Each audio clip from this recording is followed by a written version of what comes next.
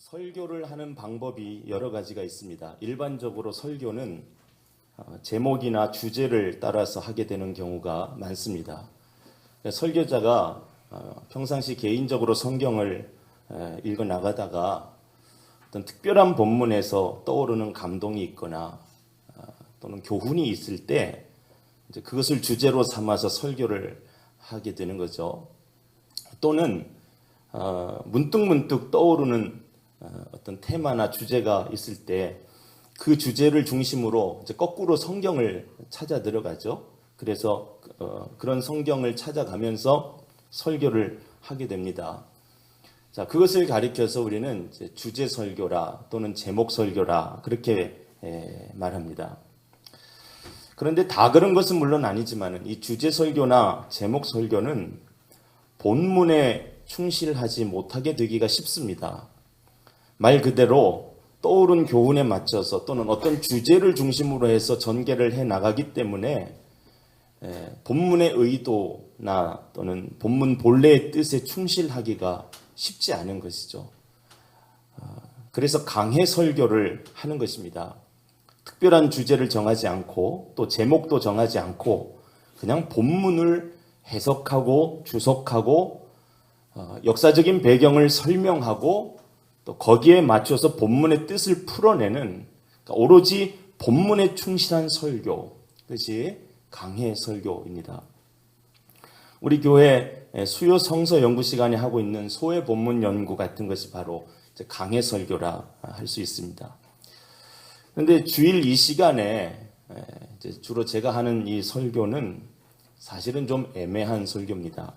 저는 이 시간에도 되도록 본문을 해석하고 주석도 하고 또 여러분들이 좀 어려워하시지만 역사적인 배경 안에서 본문의 뜻을 풀어내려는 설교를 하고는 있지만은 그러나 주제나 제목을 가지고 그 테두리 안에서 설교를 하기 때문에 이것이 순수 강해 설교는 아닙니다.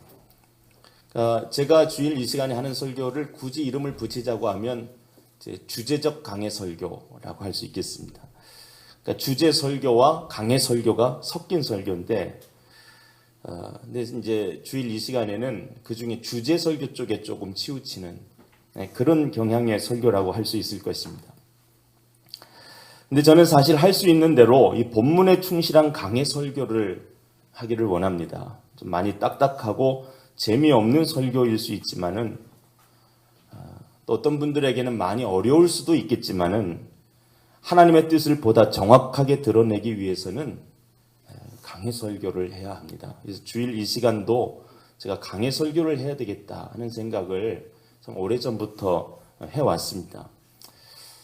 하지만 수요일 날 우리가 성경 공부하는 것처럼 그렇게 하기는 어렵고 그보다는 좀 쉽게 좀 부드럽게 또 제목도 정해서 할 수밖에 없을 것 같고 그래서 여전히 주제적 강해 설교일 수밖에 없겠지만은 그러나 이제는 주제 설교보다 강해 설교 쪽에 더 가까운 그쪽에 더 치우치는 그런 설교를 좀 하려고 합니다. 또 한 가지 특별한 경우를 제외하고는 그러니까 어떤 특별한 절기나 또는 특별한 설교를 해야만 되는 상황인 경우를 제외하고는 주일 이 시간에도 성경을 한 권씩 정해서 순차적으로 설교를 하려고 합니다. 구약 성경은 우리가 이제 수요일날 계속 보고 있고요. 또 신약에 와서도 바울 서신은 이제 금요일날 우리가 또 보고 있고. 그래서 주일 이 시간에는 먼저 공동 서신서, 신약의 공동 서신서를 좀 보려고 합니다. 히브리서부터 요한계시록까지 총 9권의 성경을 우리가 공동 서신이라 그렇게 말하는데 히브리서는 주일에 다루기는 많이 어렵습니다. 히브리서 같은 경우는 로마서 이상 어려운 성경이기 때문에 좀 빼놓고 야고보서를 오늘부터 순차적으로 설교를 해나가고 그리고 이제 그런 식으로 공동서신서를 마친 후에는 복음서를 순차적으로 강해해 나가고자 합니다. 말씀드린 대로 특별한 경우에는 이제 따로 본문을 또 정해서 중간중간 하겠지만은 오늘부터 주일 설교도 하나님이 허락하시는 시간 동안 성경을 한 권씩 강해해 나가려고 합니다. 아마 이렇게 해 나가다 보면은 어느 시점부터는 제목이 없는, 특별한 주제가 없는, 제목이 나가지 않고 본문만 나가는 그런 설교를 하게 될 것 같습니다. 그러니까 금요일, 수요일에 하듯이 주일도 순수 강해 설교로 완전히 좀 바뀌게 되지 않겠나 싶습니다. 자, 오늘은 그 첫 발을 내딛는 시간인데 야고보서입니다. 야고보서의 배경은 예루살렘 교회 박해로부터 시작됩니다. 그러니까 인류 최초의 교회라고 하는 이 예루살렘 교회가 핍박을 받기 시작했습니다. 예루살렘에 살고 있는 유대인들은 대부분이 다 유대교를 믿는 사람들인데 그들이 교회를 핍박하는 것입니다. 자기들이 믿는 유대교와 전혀 다른 도를 전하고 가르친다고 하는 이유로 교회를 핍박하기 시작한 것입니다. 마침내 전도하던 스데반 집사가 돌에 맞아 죽는 순교를 당하게 되죠. 그 일로 인해서 예루살렘 교회 성도들이 흩어지기 시작했습니다. 사도행전 8장 1절을 보면 이렇게 말씀하고 있습니다. 그날에 예루살렘에 있는 교회에 큰 박해가 있어 사도 외에는 다 유대와 사마리아 모든 땅으로 흩어지니라 그랬습니다. 사도들 외에는 다 흩어졌다는 큰 박해가 있어서 사도들 외에는 다 흩어졌다. 그러니까 예루살렘을 떠나서 유대 땅으로도 가고 사마리아로도 가고 또 이쪽 갈라디아 쪽으로도 가고 소아시아 쪽으로도 가고 발칸 반도로도 넘어가고 아주 멀리는 로마에까지 흩어지게 됐습니다. 소위 디아스포라 그리스도인의 역사가 시작된 것입니다. 여러분, 디아스포라 유대인, 소위 흩어진 유대인들의 역사는 400~500년 전에 이미 이루어졌죠. 이미 이 시기보다 400~500년 전부터 유대인들은 여기저기 흩어져 살 수밖에 없는 상황이 됐었습니다만은, 그러나 그리스도인들이 흩어진 것, 소위 디아스포라 그리스도인들의 역사는 이때부터 시작된 것입니다. 이때 이 예루살렘 교회를 목회하고 있던 감독이 바로 야고보입니다. 이 야고보는 예수님의 제자 야고보가 아닙니다. 예수님의 제자 중에 야고보라는 사람이 두 사람이 있는데 예수님의 제자 야고보가 아니고 예수님의 동생 야고보입니다.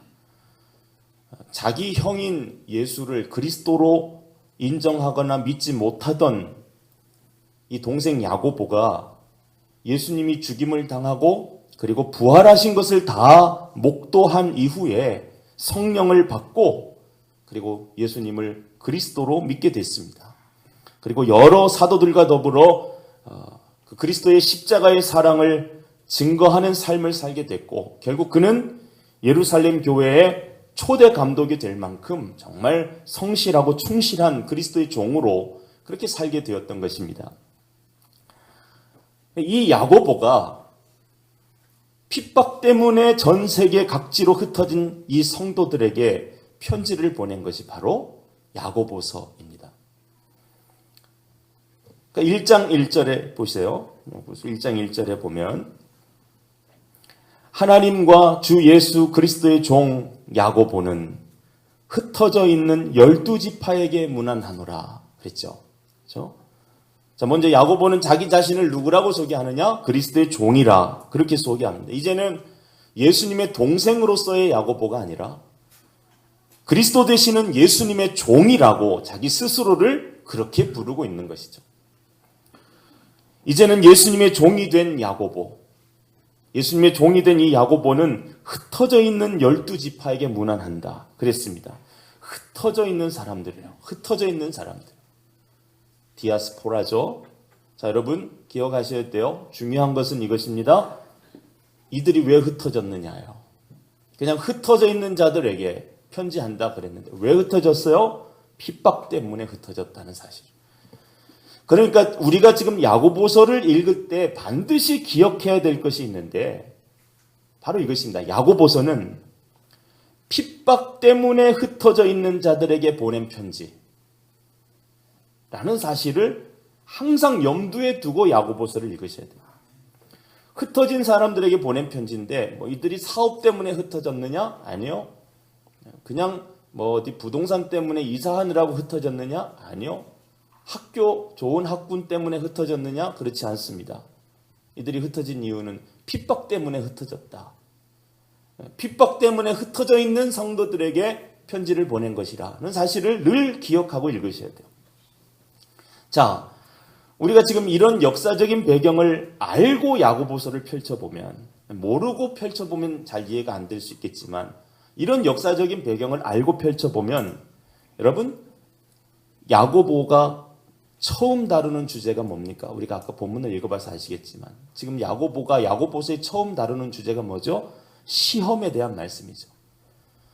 이게 이해가 되시죠? 그렇죠? 왜 처음부터 시험에 관련된 얘기를 하느냐? 지금 핍박과 환난이라고 하는 시험을 당하고 있는 자들에게 보낸 편지니까 당연히 시험에 대한 말씀을 먼저 할 수밖에 없는 거죠. 그렇습니다. 야고보는 핍박 때문에 흩어진 성도들에게 편지를 보내면서 시험에 대한 말씀으로 믿음의 이야기를 시작하고 있는 것입니다. 자, 그러면 지금 이 편지를 받아보는 수신자들, 소위 성도들의 형편은 어떤 형편일까? 지금 야고보가 보낸 이 편지를 받아서 읽는 성도들의 형편은 어떤 형편이죠? 하나같이 다 궁지에 몰려있는 사람들이요. 자, 여러분 조금만 생각해보면 알 수 있는 것이 있는데 지금 이 성도들, 이 편지를 받아 읽는 이 성도들은 사실은 대단히 믿음이 좋은 사람들입니다. 왜냐? 예루살렘 교회에 핍박이 일어났을 때 나는 예수 믿지 않겠다 한마디만 하면 핍박받을 이유가 없었습니다. 그렇죠? 유대교 사람들이 교회를 핍박할 때 나는 예수 안 믿겠다 그러면 그 핍박을 피할 수가 얼마든지 있었습니다. 그런데 이들이 흩어진 이유가 뭐예요? 예수 믿기 위해서 흩어진 것입니다. 예수님을 부인하지 않기 위해서 그들은 유대교를 버리고 더불어서 자기들의 삶의 자리를 옮겨가면서까지 낯선 나라로 도망을 가면서까지 믿음을 지키려고 했던 사람들이 이 사람들이죠. 부인하면 그만인데, 도망가지 않아도 되는 일인데, 흩어지지 않아도 되는 일인데, 그런데 흩어진 이유는 부인하지 않기 위해서, 믿음을 버리지 않기 위해서 흩어진 것입니다. 그들은 정말 좋은 믿음의 사람들인 거죠. 그런데 왜 야고보는 그런 사람들에게 이런 편지를 보낸 것일까? 믿음이 좋은 사람들인데, 가만히 내버려둬도 잘 믿고 있을 사람들인데 왜 그런 사람들에게 굳이 편지를 보낸 것일까? 여러분, 왜일 것 같습니까? 시련이 멈추지를 않은 것입니다. 핍박이 그쳐지지를 않는 것입니다. 예루살렘을 떠나면, 그렇죠? 예루살렘만 떠나면 핍박이 그칠 줄 알았는데 그렇지를 않았다는 것입니다.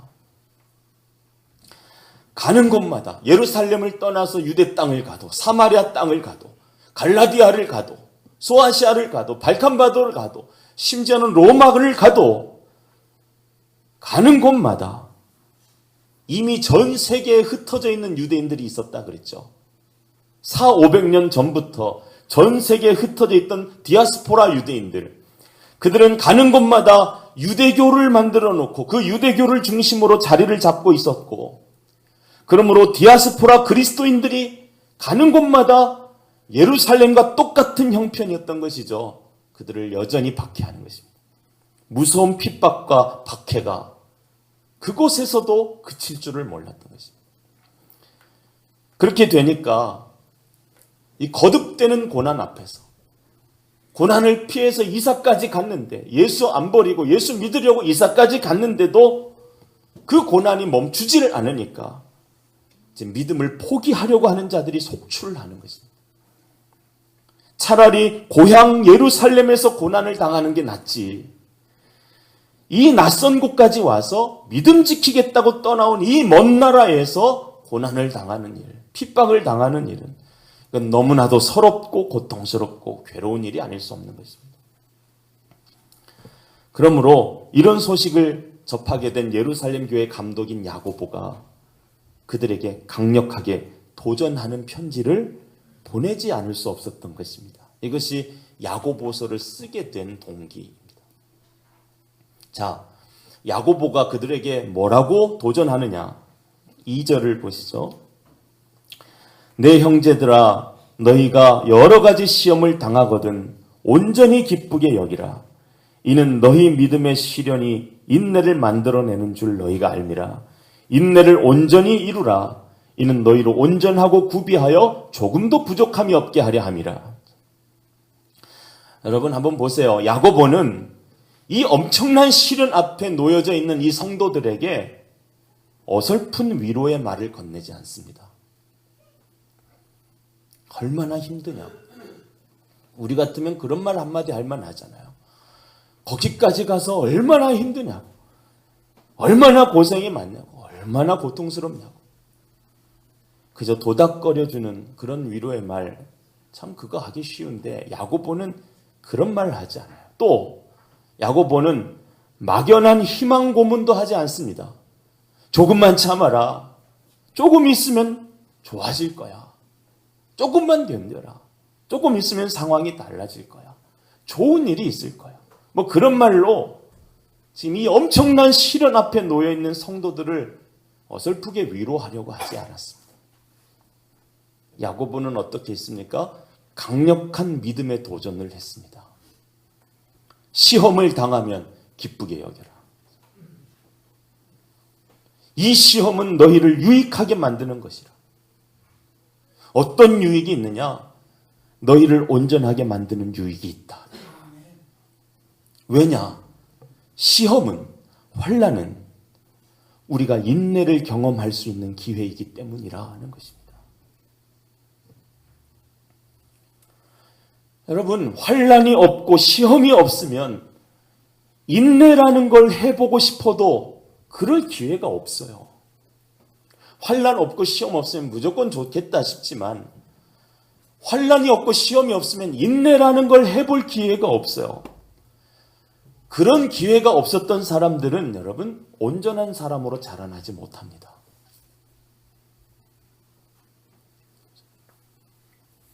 잔잔한 바다는 좋은 항해사를 만들어내지 못한다 는 말과 같은 것이죠.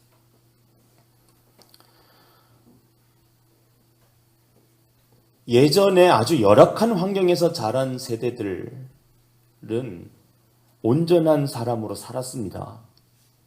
그런데 요즘 사람들은 솔직히 말해서 그렇지 못한 경우가 많습니다. 못 참습니다. 잘 못 견딥니다. 조금 어려운 일 있으면 그만둬 버립니다. 항상 편한 길을 택하려고 하고 조금 불편한 자리 그냥 피해 버리려고 그래요. 조금 불편한 관계 그냥 피해 버리려고 하지 그 자리에서 견디고 통과하려고 하지 않습니다. 왜 그런가? 예전 사람들은 인내를 배울 기회가 많았습니다. 어려서부터 인내를 배울 기회가 많았습니다. 형제들이 많았어요. 많은 가족들 속에서 자라다 보니까 먹고 싶은 거 참아야 되는 상황이 많았고 춥고 배고픈 것도 견뎌야 되는 환경이었고 뭐 학교에서건 집에서건 억울한 일도 많이 당했어요. 이유 없이 얻어맞는 일도 많았고 그냥 무조건 참아야만 되는 일들이 많았습니다. 그러다 보니까 잘 참는 사람이 된 것입니다. 웬만한 어려움은 그냥 참는 것입니다. 그러니까 직장에서도 잘 참고 좀 어려운 일이 있어도 잘 견디는 거죠. 그런 사람들이 온전한 사람을 만드는 거예요. 그런데 요즘 사람들은 정말 잘 못 참아요. 왜 그러나? 아이 때부터 부모님들이 참을 수 있는 환경을 만들어주지를 않아요. 먹고 싶다 하기도 전에 사다가 다 먹이고 입고 싶다는 말 나오기도 전에 좋은 옷 사다가 다 입히고 추울까봐 더울까봐 그냥 감싸주고 싸매주고 학교에서 조금 어려운 일을 당했다. 억울한 일을 당했다. 쫓아가서 해결해주고, 다음부터는 다시는 이런 일 있어서는 안 된다고 아주 쐐기도 박아놓고 오고. 요즘은 군대까지도 부모님들이 간섭하는 시대가 됐습니다. 아이들이 인내를 배울 장이 없어요. 그러니까 못 견딥니다. 조금 어려운 일이 생기면 바로 포기하고, 직장도 조금 힘들면 바로 관두고, 좀 온전하게 뿌리를 내리는 일이 잘 없는 것입니다. 그러니까 성장이 없습니다. 여러분, 믿음도 마찬가지입니다. 인내가 있어야 믿음이 성장합니다. 인내는 곧 믿음의 성장과 연결되어 있는 말입니다. 그러므로 시험이 다가오면 기뻐하라. 그렇게 말씀하는 것입니다. 시험은 인내할 수 있는 기회고, 그러므로 믿음이 성장할 수 있는 좋은 기회이기 때문입니다. 교회 안에서 이런저런 사람들과 부딪혀가면서 이런저런 일을 해보는 사람들이 인내도 배우게 되고 믿음도 성장하게 되는 것입니다. 야고보는 시험 당하거든 기쁘게 여기고 인내하라, 그렇게 강하게 도전했습니다. 그런데 어떻게 인내하느냐? 무조건 참느냐? 그냥 죽지 못해서 한다는 식으로 그냥 이를 악물고 참기만 하면 되느냐? 그렇지 않죠. 5절부터 한번 보겠습니다.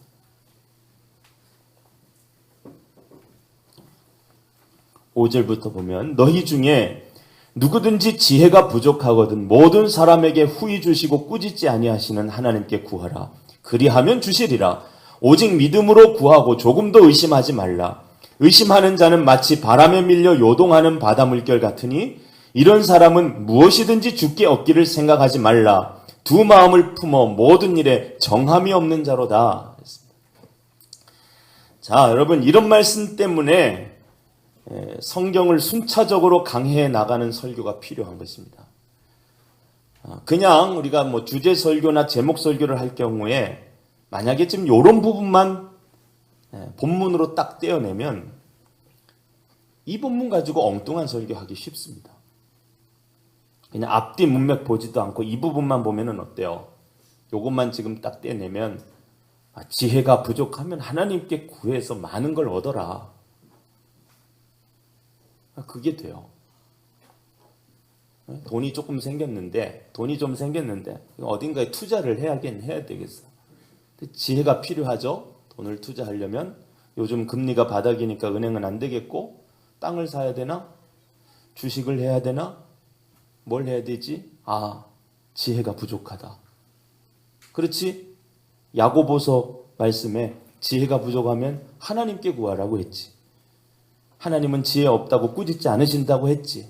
오직 믿음으로 구하고 의심하지 말아야지. 의심하는 자는 무엇이든지 주께 얻을 생각하지 말랬으니까 좀 얻으려면, 하나님께 좀 얻으려면 의심하지 말고 구해야지. 그러니까 이 말씀 딱 붙들고 기도하는 거죠. 주님, 이 돈을 어디에 투자하면 좋을지 지혜를 주시옵소서. 말씀 붙들고 기도했다. 여러분, 최소한 야고보서가 환난 때문에 예루살렘 교회를 떠나 흩어진 사람들, 그러나 그곳에서도 멈추지 않는 고난 때문에 믿음을 떠날 위기에 처한 사람들, 배교할 위기에 처한 사람들에게 주시는 말씀이라는 것만 알고 읽어도 이 말씀 가지고 이런 식의 생각은 안 할 수 있죠. 더 나아가서 앞뒤 문맥을 잠깐만 살펴봐도 이 말씀 가지고 그런 따위의 생각은 안 할 수 있습니다. 우리는 너무 고민 없이 성경을 찾아. 성경을 안다 그러면서 이런 말씀들만 달달달달 외워가지고 하나님께 지혜를 구하면 꾸짖지 아니하시고 후히 주신다고, 의심하지 않고 구하면 하나님이 주신다고 하셨다고, 그런 믿음의 내용을 갖는 사람들이 허다합니다. 그렇지가 않습니다. 여러분, 이 말씀은 무엇입니까? 시험을 당할 때, 환난을 당할 때 그 곤경을 헤쳐나갈 지혜를 누구에게 구하라는 거예요? 하나님께 구하라는 겁니다. 시험을 만났을 때 지혜가 부족해서 그 시험을 이겨내지 못하고 계속해서 어려움을 겪고 있다면 하나님께 지혜를 구해서 그 시험을 이겨내라. 이렇게 권면하는 말씀입니다. 지혜가 부족할 때 지혜로운 사람 찾아가라. 그러지 않으셨습니다. 지혜가 부족할 때 대신 해결해 줄 사람을 찾아봐라. 그러지도 않으셨습니다. 시험을 당할 때면 하나님께 찾아가서 하나님께 시험을 이길 지혜를 구하라 하는 말씀입니다. 시험이 찾아오면, 환난이 극심하면 하나님을 바라보고 하나님을 의지하라는 것입니다. 사람에게 기대하지 말라는 말씀입니다. 나를 도와줄 것 같은 사람, 그거 찾아다니지 말라.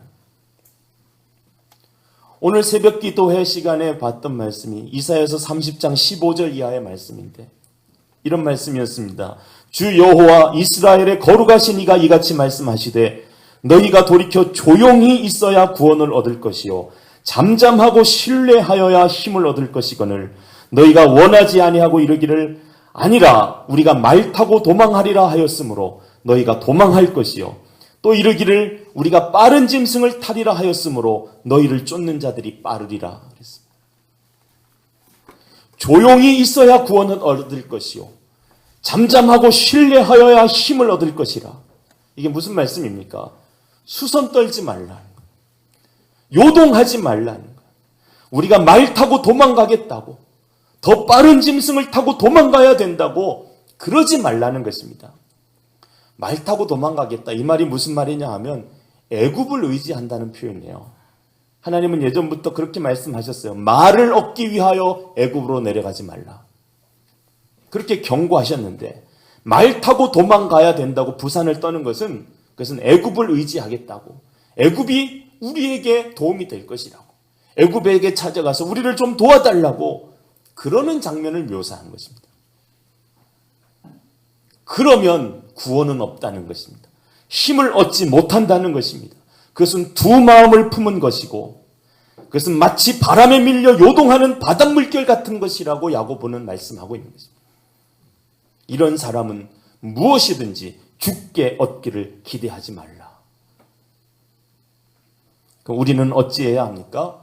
하나님께 구해야 합니다. 사람을 찾지 말고 하나님을 찾아야 합니다. 조용히 있어야 구원을 얻을 것이요 잠잠하고 신뢰하여야 힘을 얻을 것이라 입니다. 고난이 찾아오면, 시험이 찾아오면 나 좀 도와달라고, 나 죽게 생겼다고, 어떻게 하면 좋겠냐고 지혜로운 사람 찾아다니고 도움이 될 것 같은 사람 찾아다니고 요동치듯이 부산 떨며 돌아다니지 말고 모든 사람에게 후히 주시고 꾸짖지 아니하시는 하나님께 구하라. 그리하면 주시라.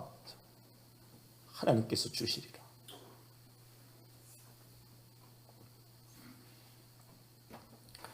그 18절까지의 말씀입니다. 9절 말씀을 보겠습니다. 낮은 형제는 자기의 높음을 자랑하고 부한 자는 자기의 낮아짐을 자랑할지니 이는 그가 풀의 꽃과 같이 지나감이라. 해가 돋고 뜨거운 바람이 불어 풀을 말리면 꽃이 떨어져 그 모양의 아름다움이 없어지나니 부한 자도 그 행하는 일에 이와 같이 쇠잔하리라. 여러분, 이 말씀도 역시 환난과 연결되어진 말씀입니다.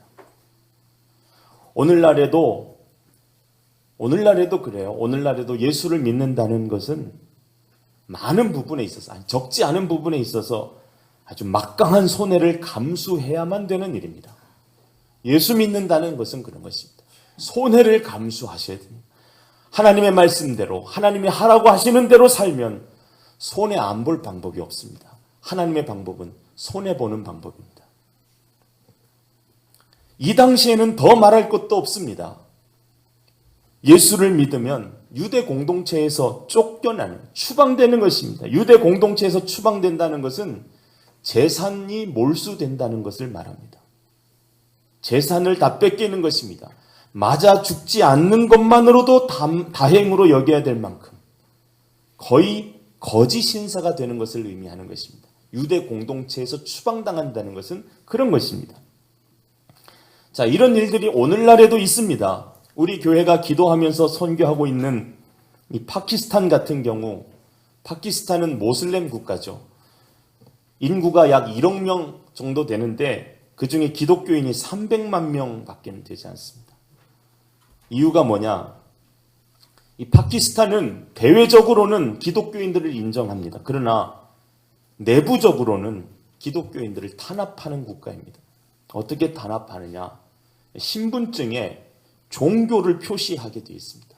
신분증을 보면 어느 종교를 믿는지를 쓰게 되어 있습니다. 신분증에 기독교인이라는 표시가 있는 사람은 사회적인 불이익을 줍니다. 상류층이 될 수 있는 길을 다 차단해 버립니다. 국가 공무원 상상도 할 수 없고 명문대학에 진학할 수도 없습니다. 공부를 아무리 잘해도 신분증에 기독교인이라 표시되어 있으면 명문대학에 진학할 수 없습니다. 부유층이 될 수 있는, 상류층이 될 수 있는 길을 다 차단해 버리는 것입니다. 자, 그런 걸 생각해 보면 300만 명이라고 하는 수가 결코 적은 수가 아니죠. 그들은 모든 불이익을 감수하고 예수님을 믿는 것이고 당당하게 신분증에 기독교인이라는 표시를 하고 사는 사람들입니다. 자, 여러분, 야고보가 지금 왜 이 말씀을 했는지 아시겠죠?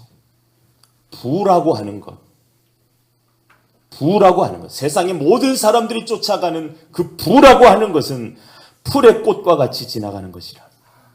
해가 돋고 뜨거운 바람이 불어서 풀을 말리면 꽃이 떨어지는 것처럼 부자라고 떠들던 사람들이 행하는 일이라고 하는 것이 이처럼 쇠잔해지는 것이라 그렇게 말씀합니다. 그러므로 그 부 때문에 예수님을 믿는 일을 포기하지 말라. 부한 자는 자기의 낮아짐을 자랑하라 그랬어요. 자, 이 말은 예수 믿기 전에는 내가 부자였는데 예수 믿는 바람에 다 뺏기고 가난해졌다면 그걸 억울해하거나 부끄러워하거나 후회하지 말고 오히려 자랑스럽게 여기라. 예수님 때문에 가난해졌다면 자랑스럽게 여기라는 것입니다. 뭘 자랑해요? 낮은 형제는 자기의 높음을 자랑하라. 낮은 형제는 자기의 높음을 자랑. 아니, 낮은 형제가 무슨 높음이 있다고 자랑을 합니까? 낮은 형제가 무슨 높음이 있어야 높음을 자랑하지. 그렇죠? 이 말씀은 여러분, 부유함에 있어서는 낮아졌지만 그러나 마지막 천국의 자리를 보장받은 자라면 그는 세상의 그 어떤 부귀영화를 가진 자보다 더 높은 자라는 뜻입니다. 그러므로 낮은 자는 자기의 없는 것으로 인해서 부끄러워하거나 낙심하지 말고 후회하지 말고 오히려 자기의 그 높음을 자랑하라, 그렇게 말씀하신 것입니다. 이 땅에 부자가 된 것을 자랑하는 자가 되지 말고 천국 백성이 된 것을 자랑스럽게 여기는 자가 되라. 여러분, 이거 자랑스럽게 여기십니까? 이거 자랑하고 다니십니까?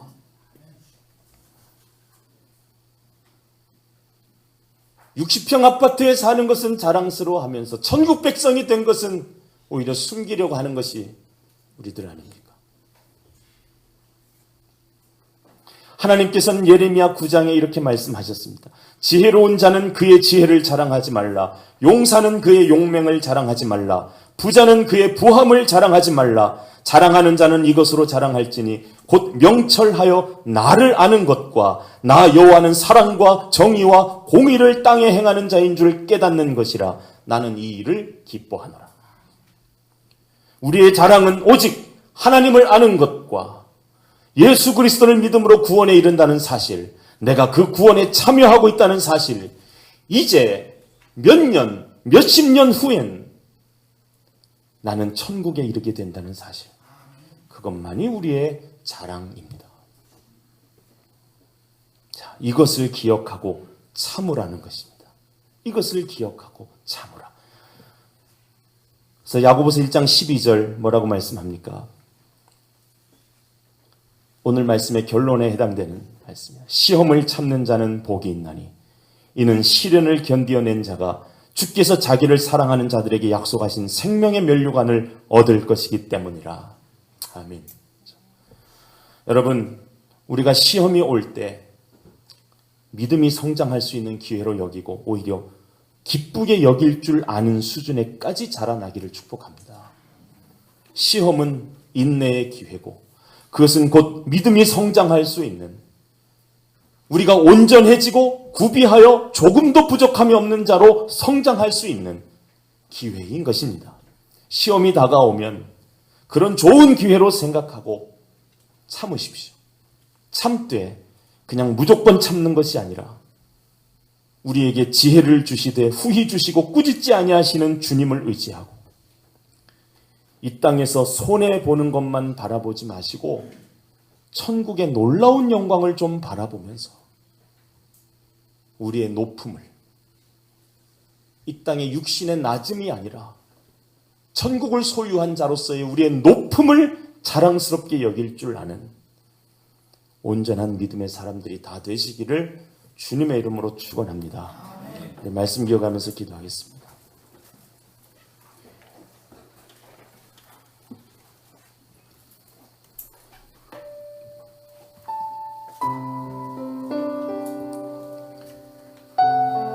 네, 여러분, 하나님이 가르치고 계시는 그 손가락의 끝을 바라볼 줄 아는 지혜가 있으시길 바랍니다.